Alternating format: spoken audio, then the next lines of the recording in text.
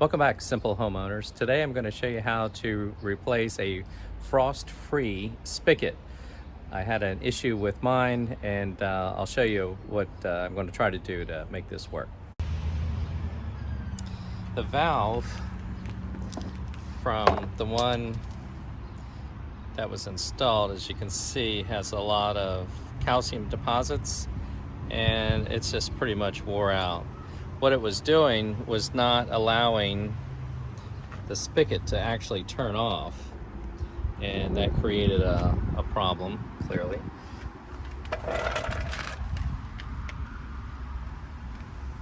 So this just goes in here like this. This is the old one. But what was happening, when you're trying to turn it off, it would just pop out. It wouldn't turn off. So I opened it up, pulled it out, and I saw that this is wore out. The problem is you can't really find replacement parts too well for this. So we're gonna replace this whole thing, and hopefully it'll be a fairly simple job. Well, let's see how it goes. First I gotta take these screws off, undo this, and then we'll have to go into the basement. Currently I have the water to the spigot off. So what I'm gonna do is replace it with this one. It's a little bit different. It's still the same manufacturer, it looks like, but I'm afraid to pull this out and try to replace it. It goes like this. Since this one has like a anti-siphon valve, well, that one does too. The simplest way to do it, just to undo this, pull the guts out, and put it in the other one. But I'm gonna try to replace the whole thing just so it seats properly. Okay, so before we go into the basement, what I have to do is just take these,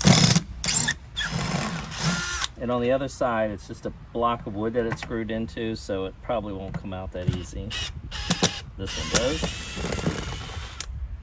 Look at that screw. There we go.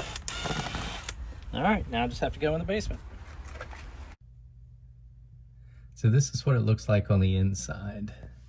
I'm going to try to separate this from this. Hopefully I'll be able to do that without much damage, without it spinning around.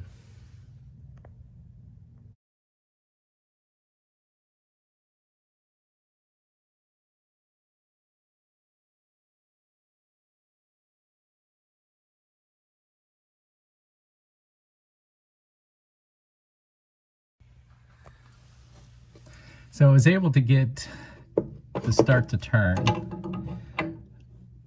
and I'm almost there. I had a wrench on the other side. I just wanted to show you. It's hard to show the camera, but it'll probably leak a little bit. But looks like we're getting there. So just turn it. Hopefully it won't leak a lot.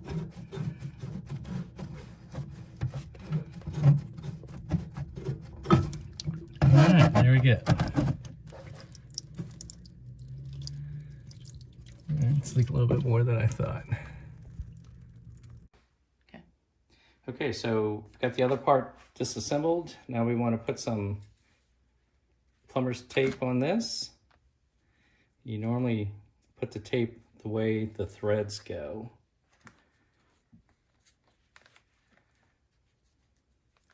So we'll see how this goes.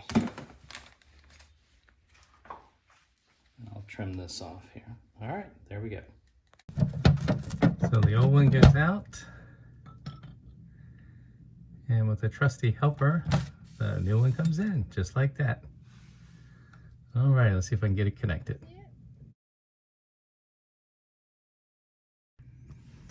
The final part of this is I need to put a place where the screws outside can screw into. So I'm gonna try to put these blocks up and give it just a little bit of extra, since this is kind of chewed up here, and that's where it won't screw in very well. So let me try that and see how that works. I got them screwed in there. That's a pretty crappy job. I'm just using what was left over here And it doesn't need a lot, but we'll see how it goes. And now I got to screw this from the outside into these blocks just to give it a little bit more support. So let's see how that'll work. So this is what it looks like on the outside.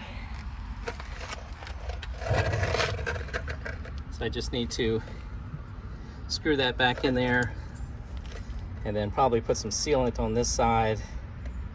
Then we'll probably call it a day. Here's the old one, and here's the new one. And there was only one casualty out of the whole thing, so not too bad. Usually it's way worse than that. All right, there we go. So it works, and I'll keep an eye on the inside to make sure it doesn't leak, and that's all it is to it. It would have been way easier and simpler if I just had the exact parts to replace it with, but I don't know if you'll ever find those. So this part I found at Lowe's. This was an 8-inch one, and it's hard to measure. You don't know if they're 8, 10. It's hard to determine the size.